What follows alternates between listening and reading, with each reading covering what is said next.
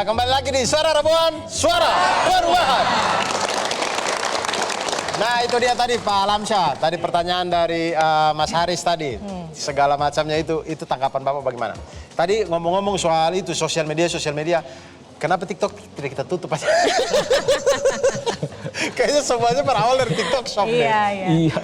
Satu, kalau mau tegas dipisahkan nggak boleh digabung, ya TikToknya akan ikut kalau aturan kita. Jadi Menteri Kominfo-nya juga harus mau ya menerapkan itu kebijakan antara kita misalnya mau pisahkan antara sosial sama commerce, dipisahkan supaya nggak bisa saling manfaatkan itu.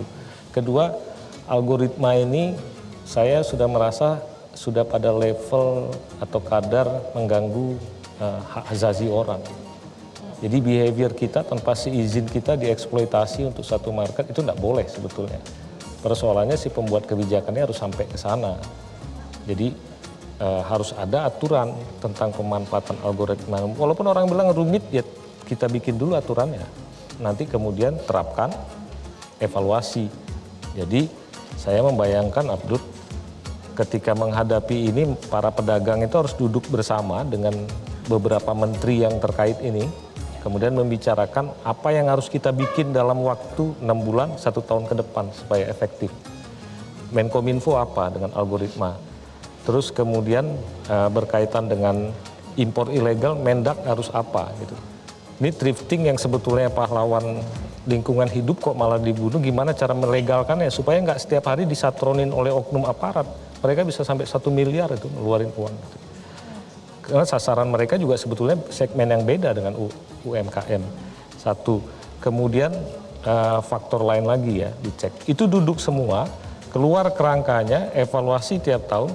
Mana menteri yang kinerjanya nggak bagus ya jadi bagian dari evaluasi dari presiden dong. Kalau Anda sudah lakukan kebijakan itu dijalankan, tidak efektif atau tidak berhasil itu hal lain. Tapi kalau dia tidak dijalankan, berarti dia jadi aktor yang harus dievaluasi, jadi kementerian yang harus dievaluasi. Dan terakhir, menurut saya di dalam proses pengambilan keputusan atau penyusunan kebijakan tersebut, jangan lupa bahwa kita hidup ini ada di dalam satu tatanan ekonomi global. Maka pemerintah harus memang menyiapkan tim yang bisa melakukan penelitian terhadap perilaku-perilaku pricing yang dilakukan oleh Cina. Karena kan banyak itu masuk, sehingga kemudian ketika dia melanggar ketentuan tersebut, boleh dong kita memban satu ekspor yang akan dilakukan dari sana misalnya. Nah itu semua harus dimonitor oleh tempat di mana warga bisa mengadu kalau ternyata diabaikan.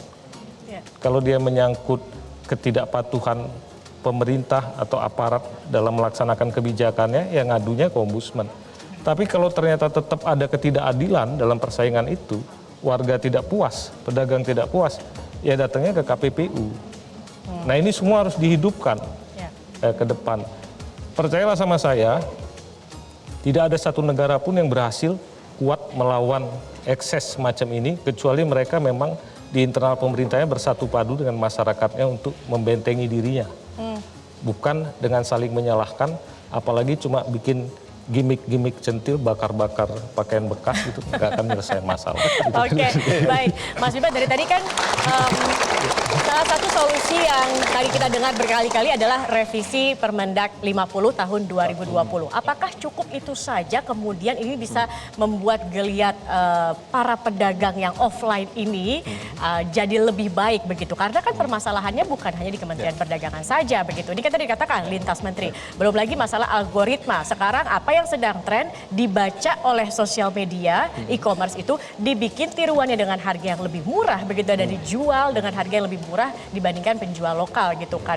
Nah sebenarnya bagaimana nih untuk mengatur algoritma dan lain-lain di luar hanya dari perdagangan saja, kan ini masalahnya lebih complicated begitu kan. Tadi saya menanggapi pertanyaannya bagus sekali. Memang kita harus jaga peraturan Menteri Perdagangan yang sedang direvisi karena memang sedang berjalan. Betul. Tapi sebelum itu selesai, apa yang harus dilakukan? Satu, kreatiflah pemerintah. Yang namanya menjaga atau membatasi impor itu tidak harus menggunakan, oh batasnya 100 US dollar, kalau di bawah itu nggak boleh masuk ke Indonesia. Itu kebijakan kalau menurut saya paling nggak kreatif. Yang kreatif apa? Satu, sertifikat halal. Kedua apa? Standar nasional, SNI. Ketiga apa? Untuk makanan minuman, pakai BPOM. Jadi kalau barang impor tidak memenuhi standar-standar itu, udah nggak bisa masuk tadi. Di pelabuhan saja dia udah nggak bisa masuk. Nah ini yang kita lakukan. Kemudian kalau kita melihat, ini kan kita bicara di hilirnya, di perdagangan retailnya. Di hulu ada satu yang menarik. Di Tiongkok itu, mereka punya yang namanya program Taobao Village. Kampung Taobao. Ya. Kerjasama antara swasta dengan pemerintah. Apa yang menarik? Suku bunga. UMKM berapa di sini suku bunganya? KUR ada Pak, 5%. Kalau yang reguler biasa, berapa? 20%. Beberapa bahkan kalau yang pinjol, itu bisa 40%. 1% per hari bahkan ada. Kita nggak menang kalau kita suku bunganya masih mahal. Tiongkok bisa kasih berapa? Di bawah 2%. Yang kedua, di Taobao Village itu, ekosistemnya luar biasa karena terintegrasi antara UMKM produsen. Ada satu rumah yang didesain itu untuk live sales. Satu rumah lagi isinya adalah logistik. Jadi satu kampung itu lengkap semuanya. Ibaratnya di situ ada Tanah Abang, di sebelah sini ada yang memang talenta untuk jualan live salesnya. Kemudian ada banknya yang siap mensupport. Iya, itu jadi kita nggak punya grand design itu. Nah berikutnya lagi kalau udah tahu ini masalah nih, impor-impor ini. Ya, saya pikir pemerintah harus tegas gitu ya. Mumpung masih ada kesempatan, saya nggak tahu kesempatannya tinggal Februari gitu kan. Dan udah pada sibuk untuk ngurusin pemilu. Tapi dengan kesempatan yang sempit ini harusnya ada kebijakan kalau perlu yang berani. Saya setuju tuh. Kita coba tiru Amerika, tiru India. Karena masalah soal TikTok, masalah soal sosial media ini bukan hanya ekonomi, tapi sudah masuk pada national security kita. Jadi ketegasannya sekarang yang harus dipertanyakan. Ini kan masalahnya sebenarnya tidak rumit-rumit amat begitu kan, meskipun memang banyak hal. Yang penting tegas. Nah ini kemudian mau tegas atau enggak sih begitu kan? Tapi kemudian saya pengen tanya deh, dari tadi kan kita sudah bicara masalah ketegasan pemerintah, regulasinya yang harus dibikin dan segala macam. Untuk yang saat ini, yang sudah terjadi saat ini, untuk masyarakat, kira-kira apa yang bisa kita kasih untuk membangun kesadaran masyarakat biar tidak membeli barang-barang yang murah tapi itu merusak atau malah menyusahkan saudara-saudara kita yang lain gitu. Kira-kira untuk motivasi apa sih untuk kita masyarakat agar bisa memilih Karena barang-barang? masyarakat di sini kan kalau udah murah mau dari mana juga beli. Bener. Nah, tetapi kan yang mereka tidak sadar adalah mematikan usaha rezeki sesama warga negara Indonesia begitu, sesama saudara. Itu agak berat di kita ya, kalau sudah ada diskon tuh semua langsung. Iya, apalagi ada free ongkir. Ini mungkin satu nilai-nilai baru ya, ada nasionalisme baru itu yang kita harus bangun, bukan lagi nasionalisme dengan pakai bambu runcing begitu. Jadi mungkin harus ada satu kebiasaan orang berpikir bahwa menggunakan tidak tergoda untuk menggunakan satu marketing digital yang sumbernya memang dari luar sana ya, dari memasukkan barang-barang dari luar yang harganya murah, lantas excited itu. Kalau kita mau mengubah perilaku kita untuk lebih mau menggunakan barang-barang yang di dalam, itu mungkin adalah satu bentuk nasionalisme yang jauh lebih penting daripada cerita-cerita heroik mengirim tim nasional lomba ke sana lomba ke sini gitu yang tidak akan mengubah nasib kita juga. Tapi kalau semua dari kita itu mau melakukan perubahan pola konsumsi tadi ya, tidak terpengaruh sama sosial media, itu memang bisa. Ini sulit sekali, Abdul. Kenapa saya bilang sulit? Karena untuk membangun mental semacam ini memang harus dikerjakan secara sungguh-sungguh, dibangun influencingnya.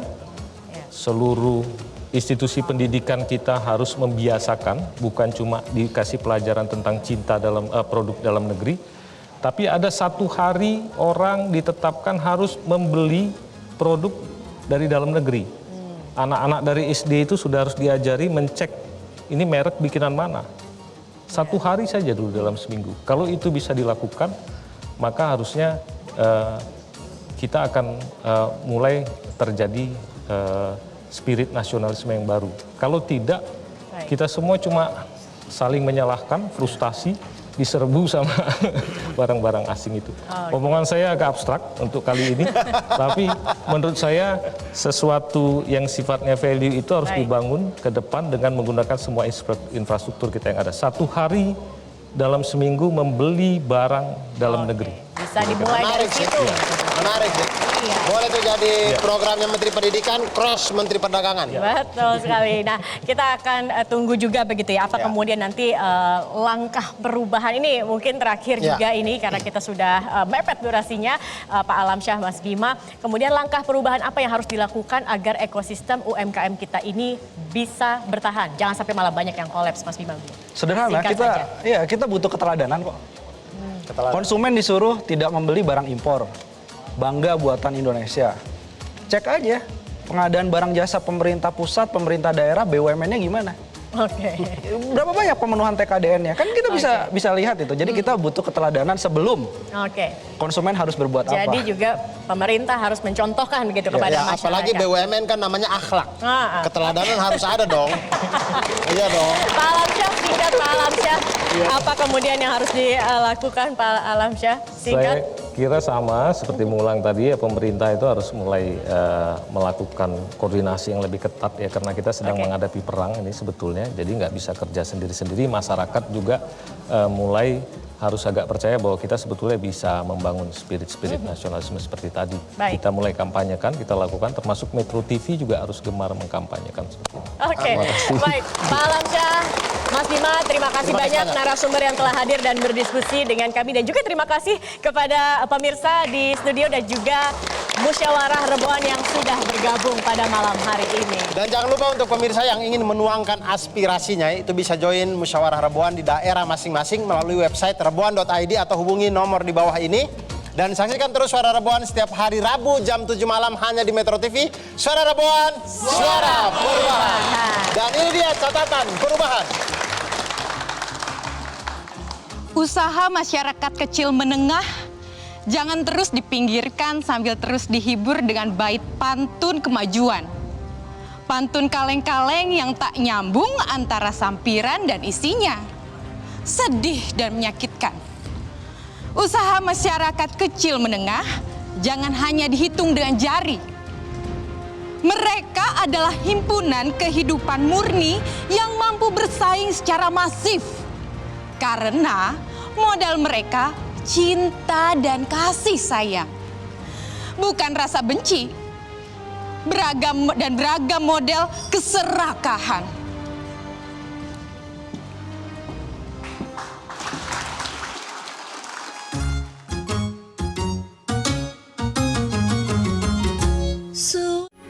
Metro TV.